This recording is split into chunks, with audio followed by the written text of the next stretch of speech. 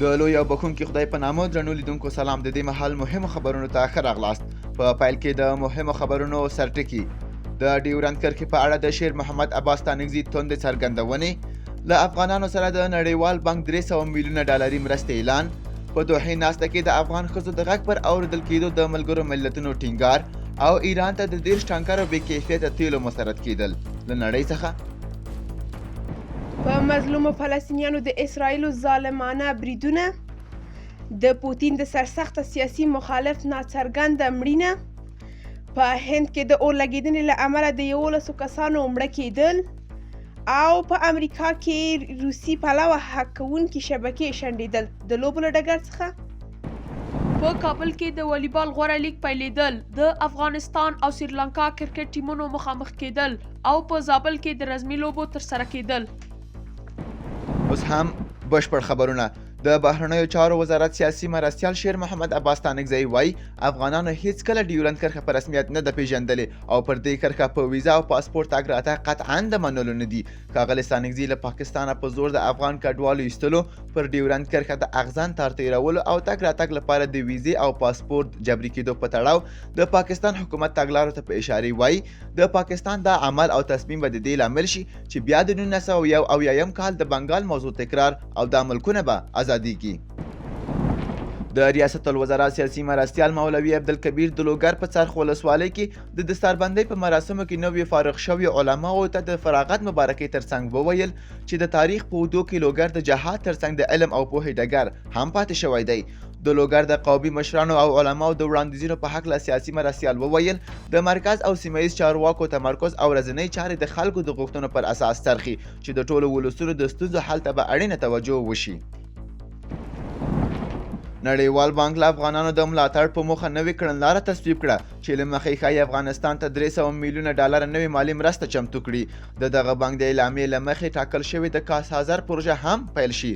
د 2021 میلادي کال په اګست کې د اسلامي امارت له بیا واکمنېدو وروسته پر دې پروژې کار بند شو. د دې پروژې په مرسته د تاجکستان او قرغیزستان برېښنا افغانستان او پاکستان ته لیږدول کیږي. د ملګرو ملتونو د سرمنشي وایاند وایي مهمه ده چې د دوحې په غونډه کې د افغان ښځو غږ واورېدل شي. سټیفن دوجاریک ویلي د دوحې غونډه د ښځو په ګډون د مدني ټولنې او هیوادونو د استازو ترمنځ کیږي. د ملګرو ملتونو په کوربتوب دغه غونډه نن او سبا ترسره کیږي. د ښځو ځینو بنسټونو ویلي چې د افغان ښځو واقعي استازو ته هم باید د ګډون زمینه برابره شي. د افغانستان لپاره د امریکا پخوانی ځانګړي استازي زلمي خلیلزاد د امریکا د استازو جرګې د بهرنیو اړیکو د کمیټې استماعیه غونډې ته ویلي چې په دوحه کې د اسلامي امارت چارواکو له امریکا سره د خپلو ژمنو خلاف د افغان نجونو او ښځو پر زده کړو او کار بندیز ولګاوه، خو اسلامي امارت وایي چې د ښځو تعلیم او کار تر امر ثاني پورې بند دی. د ملګرو ملتونو امنیت شورا مرستیال ویلادمیر ورونکوف او له ترهګرۍ سره د ملګرو ملتونو د مبارزې برخې مشر وایي په افغانستان کې د داعش بیا راپورته کېدو خطر لا پر ځای دی.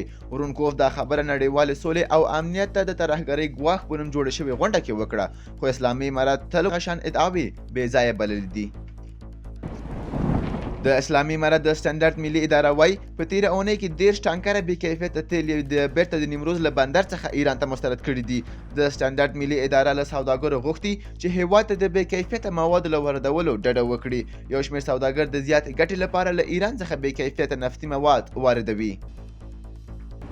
د پاکستان د بهرنیو چارو وزارت ویاندې ممتاز زهرا بلوچ ویلي چې دا هیواد په پرله پسې ډول د هغو تروریستي ډلو له بریدونو سره مخ دی چې په افغانستان کې خوندي پټنځایونه لري، خو افغان حکومت د پاکستان دغه ادعاوې په کلکه رد کړي دي او ټي ټي پی د پاکستان کورنۍ مسله بللې ده.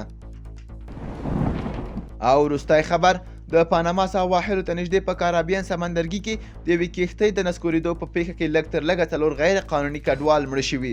چارواکي وایي چې د 2 ورکو کسانو د موندلو لپاره هڅې روانې دي.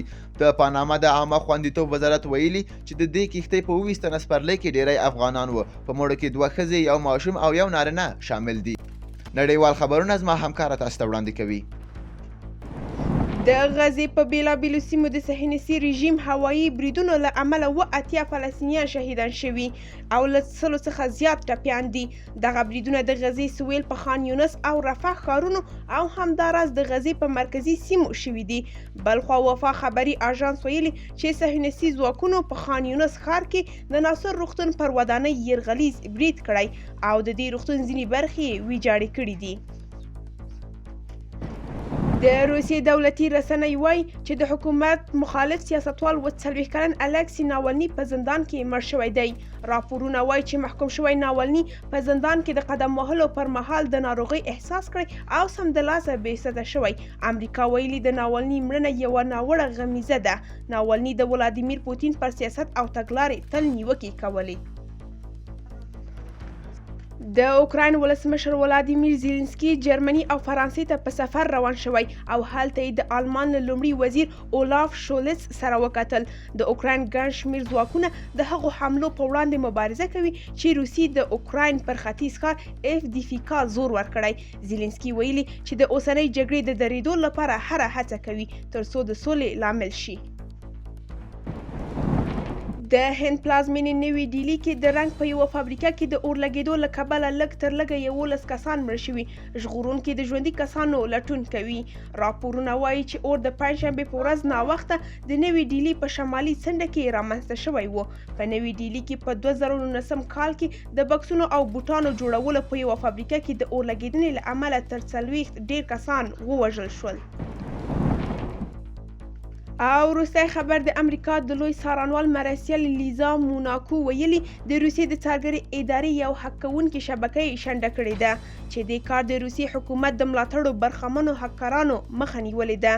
د امریکا لوی څارنوال میرا ګارلینډ هم ویلي د روسیې استخباراتي ادارو جرمي ډلو ته مخه کړې خو ډاډ ورکوي چې امریکا د روسیې دا پلان شنډ کړی دی. د لوبو له ډګر څخه یو څو مهم خبرونه زما همکار تاسو ته وړاندې کوي.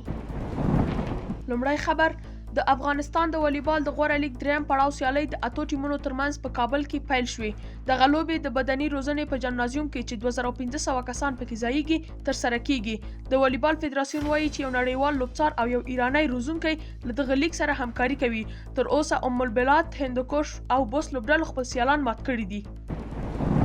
افغانستان او سریلانکا د کرکټ ملي لوبډلې د شلوریزو لوبو د لړۍ په لومړۍ سیالۍ کې سره مخامخ شوې. د افغان کرکټ بورډ د اعلان له مخې دا لوبه د سریلانکا د دمبولا ښار په نړیوال لوبغالي کې ترسره شوه. دویمه لوبه د دوشنبه او دریمه لوبه د چهارشنبه په ورځ ترسره کیږي. له دې مخکې افغانستان د یو ورځنیو لوبو د لړۍ درې واړه سیالۍ سریلانکا ته بایللې وي.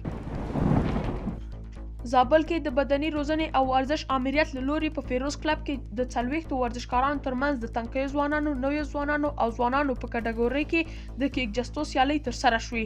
دغه سیالۍ چې یوه ورځ دوام وکړ په پایله کې د استاد محب الله کلب لومړی مقام او د استاد عطاالله کلب دویم مقام خپل کړ. د یادو سیالیو موخه د لوبغاړو د ظرفیت لوړول و. دا و د دې مهال مهم خبرونه. تر بیا د خدای په امان زموږ یوټیوب چینل در سره سبسکرایب کړئ.